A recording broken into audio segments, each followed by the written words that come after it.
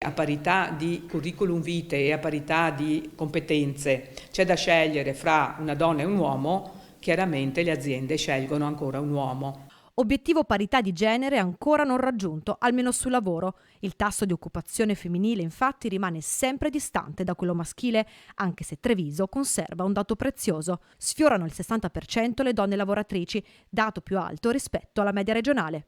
Se noi abbiamo a Treviso che il 59,9% delle donne sono occupate, vediamo poi che le occupazioni delle donne si collocano nelle fasce del lavoro povero, che non garantisce un reddito sufficiente, e comunque c'è ancora il famoso soffitto di cristallo rispetto alle occupazioni, diciamo, più apicali. Nel Veneto, infatti, nei ruoli dirigenziali l'uomo registra il 75% delle assunzioni. In altre parole, una sola donna su 4 è scelta rispetto a un dirigente uomo.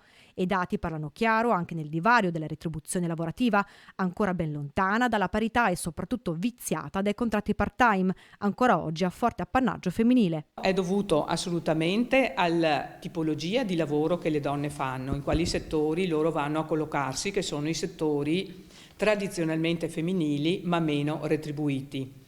Poi c'è anche un discorso di part-time involontario, nel senso che le donne non lavorano il tempo necessario per avere una retribuzione degna. Un pavimento scivoloso, quello su cui camminano ogni giorno le donne, spesso obbligate a scelte doverose. Non c'è una scelta vera da parte delle donne, perché il reddito basso fa sì che le donne dipendano dal compagno, dal marito, ecco perché abbiamo ancora purtroppo questa realtà che lo stipendio importante in famiglia lo prende l'uomo il più delle volte, e quindi alla fine che rinuncia, se non c'è conciliazione tra vita e lavoro, che rinuncia è ancora la donna.